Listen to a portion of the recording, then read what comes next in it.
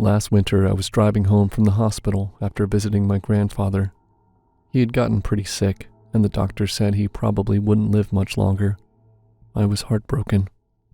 I wanted to stay with him, but the doctor said that visiting hours were over and I had to go home. I was crying a lot, so the nurse took pity on me and said she'd make an exception. So I sat next to my grandfather and held his hand. Unfortunately, by 2 a.m, the hospital rotated staff and a new nurse came in. She was much less understanding. She made me leave. My house was about 30 minutes away from the hospital. I didn't pass any other cars on my way home. I was still crying, so it was hard to see the road in front of me. Suddenly, I saw a shape at the side of the road.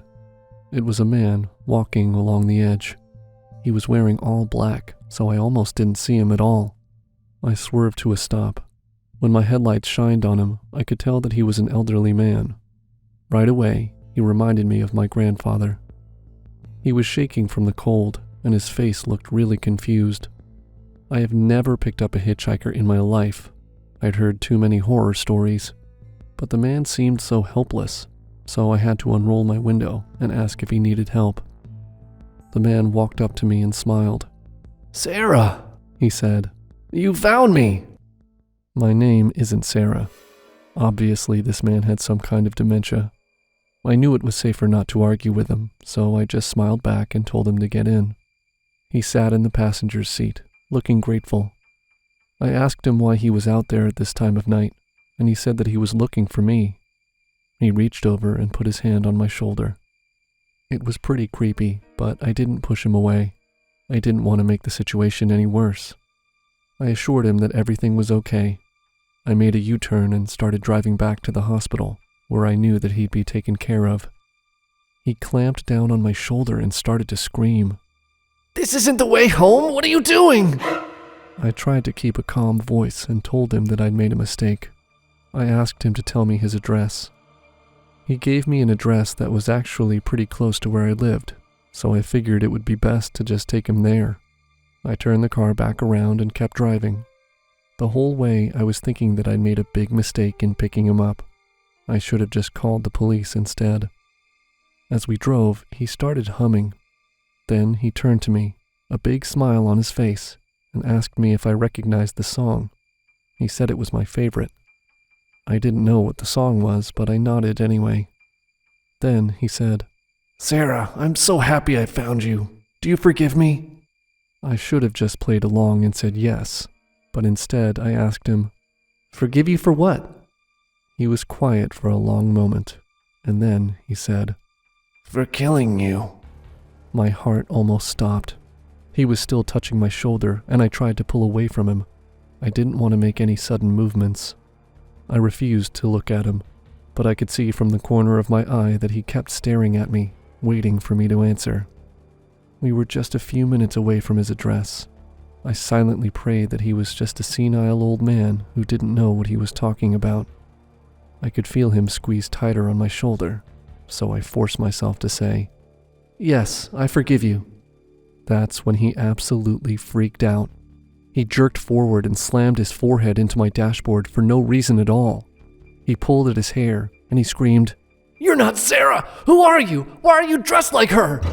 Then he tried to grab at my throat.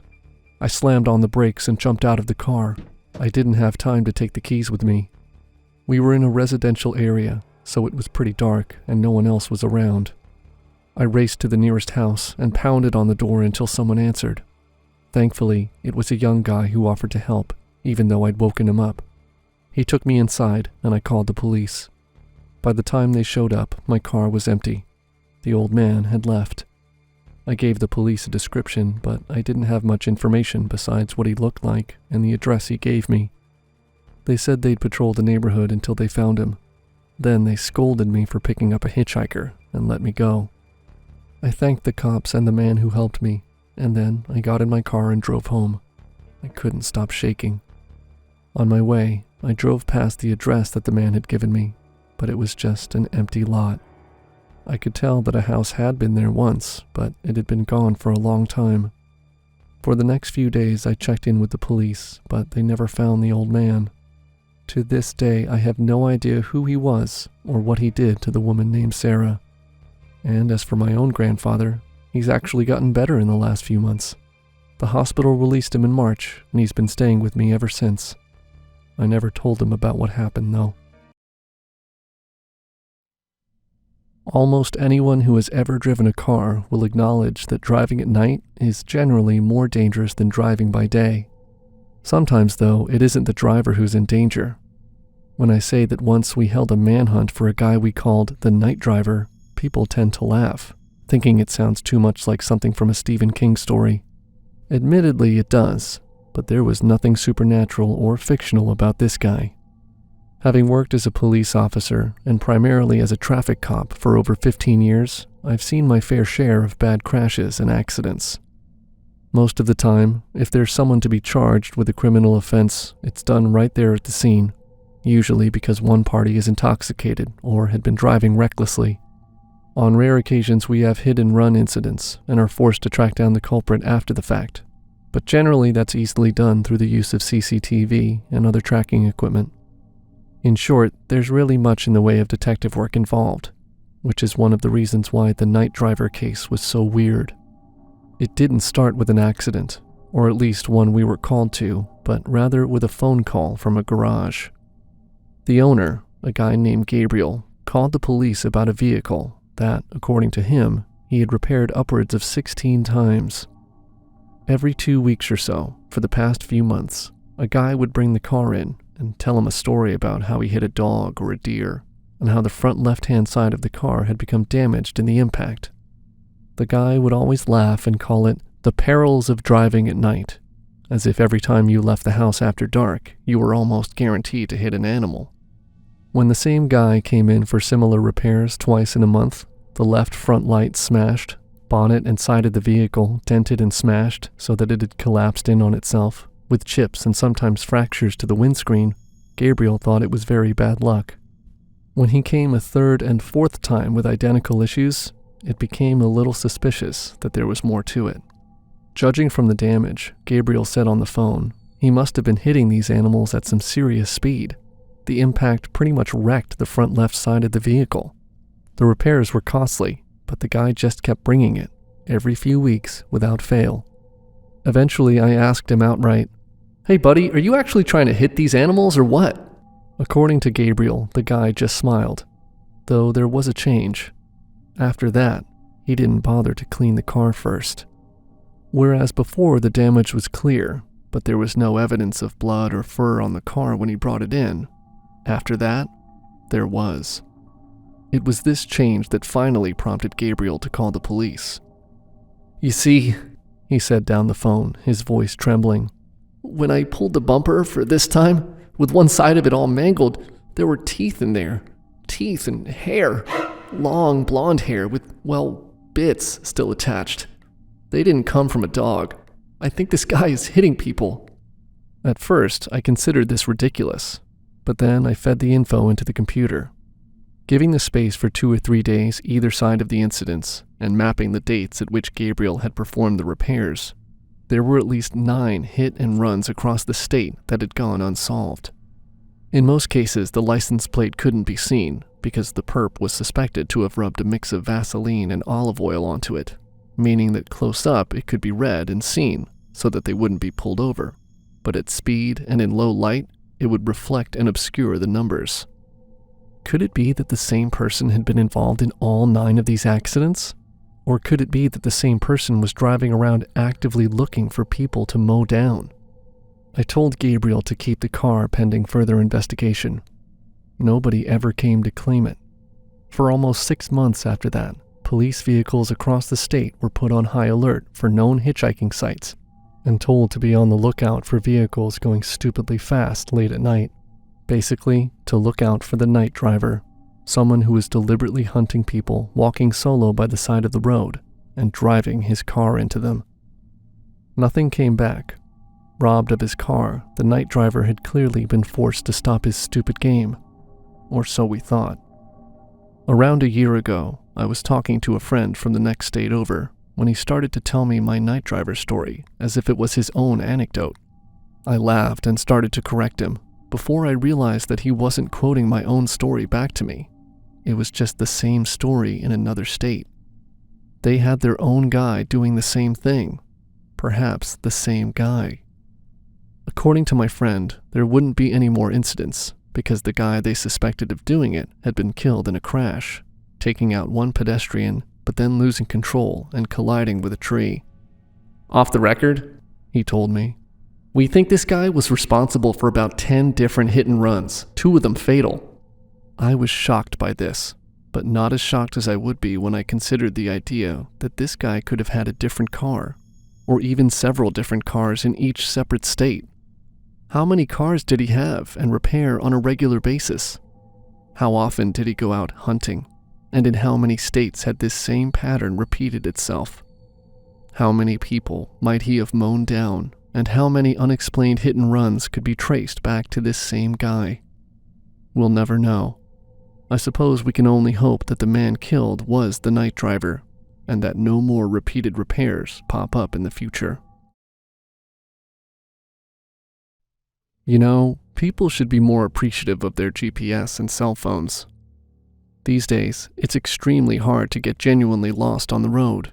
Even if you lose reception, you can always backtrack a little and find a rest spot or something where you can find out where you are and reroute, which means that intelligent people just don't get lost anymore.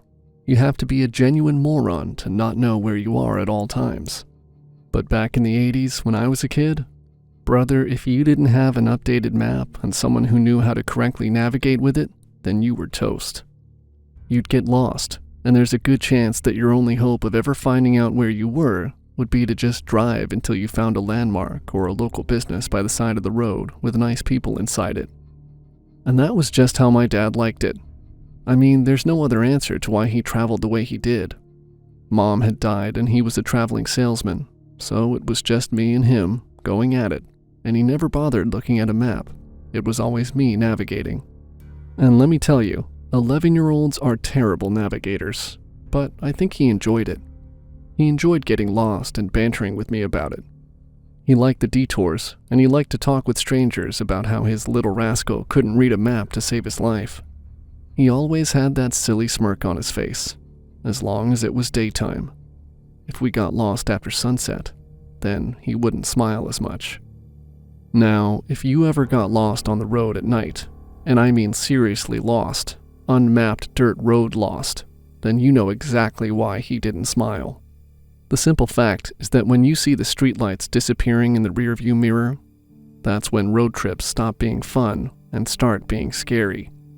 Almost none of these roads are in mint condition anymore, and the lack of streetlights means that after a few minutes of driving in them, your car will have been completely swallowed by the night. You'll lose your sense of direction, and if you're a bit more imaginative, your mind will start playing tricks on you, making you think you saw something in the dark that wasn't really there. And the more deserted the road, the worse, because you start doubting the intentions of the few people you do cross. You start getting closer to the edge of your seat, getting ready to react to anything that might or might not happen. I don't know if my dad and I are just huge pussies, but we never felt comfortable when traveling through these roads, and sure enough, we were eventually proven to be right about them.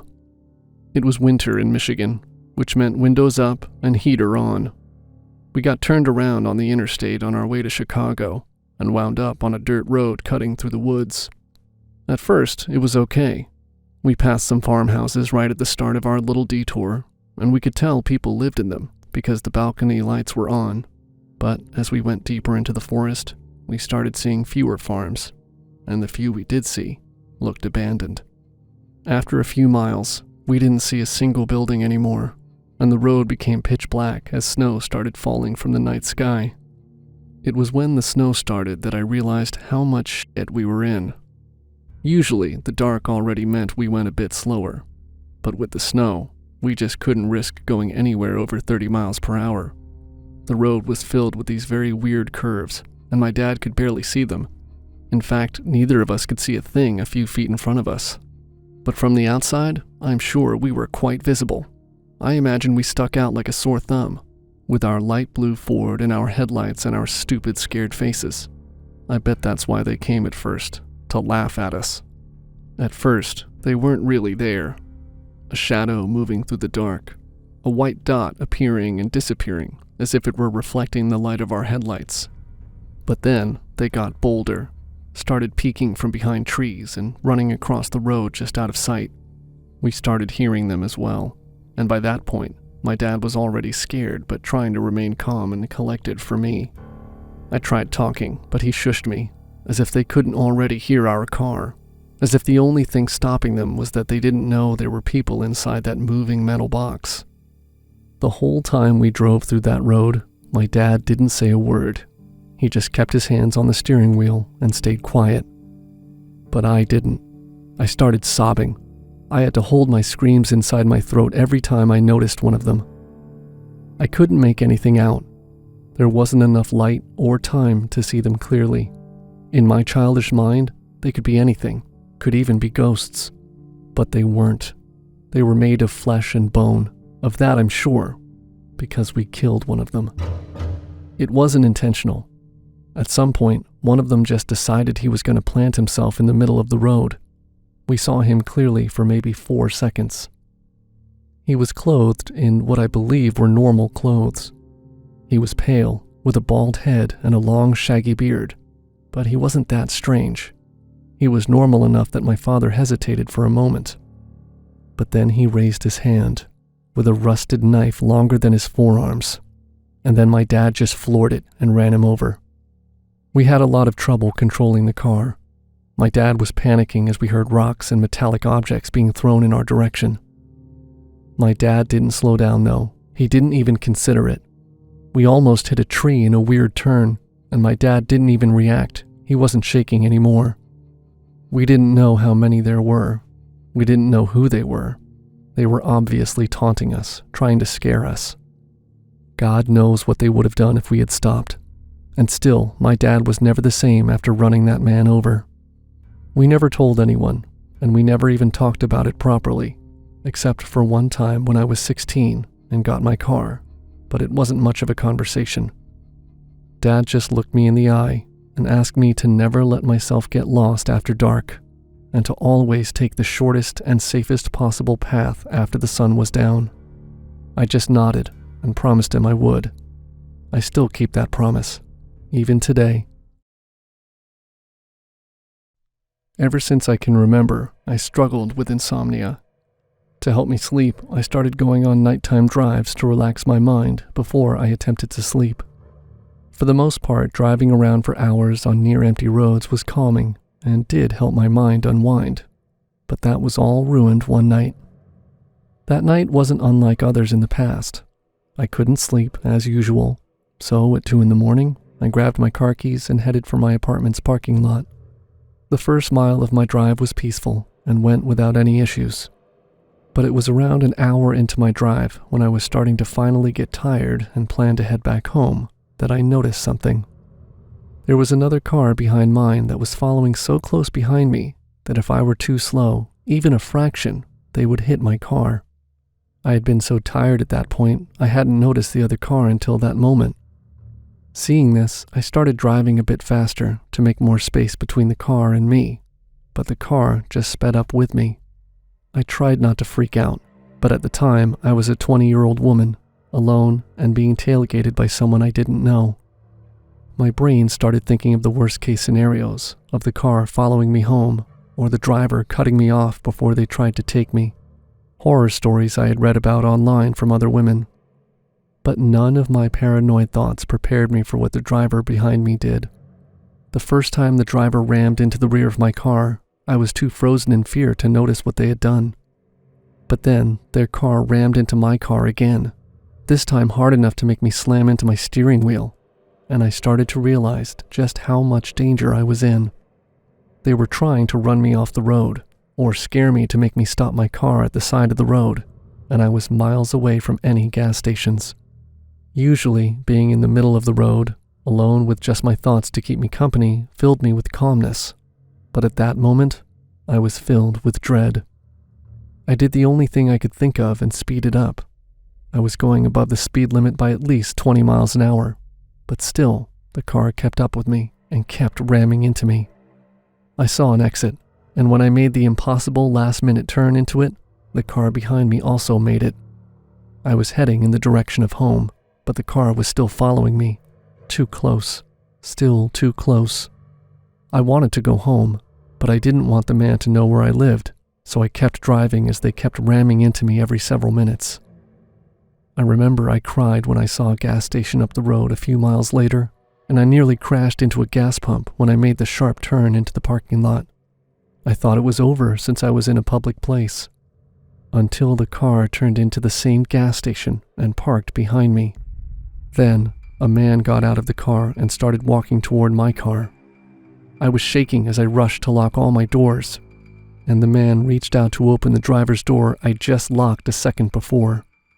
When he realized it was locked, the man, who had to have been twice my age and twice my size, with greasy black hair and blue eyes that were too wide, started pounding on my window as I screamed and threw myself into the back seat furthest away.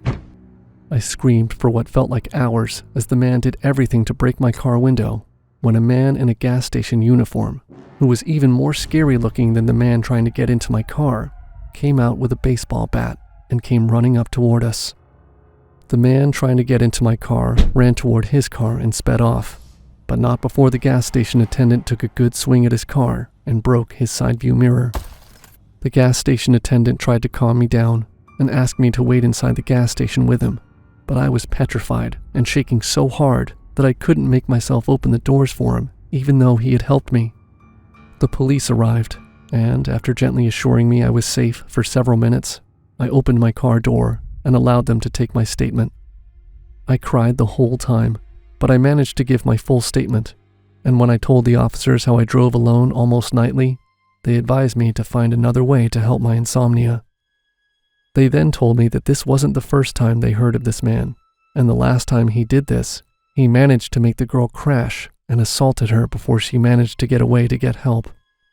I still have problems sleeping, but for the first time, not because of my insomnia, but because when I close my eyes and let sleep take me, I see that guy again. Only this time, he manages to make me crash my car on the empty roads. This time, he didn't fail to take me. I don't go driving alone at night any longer.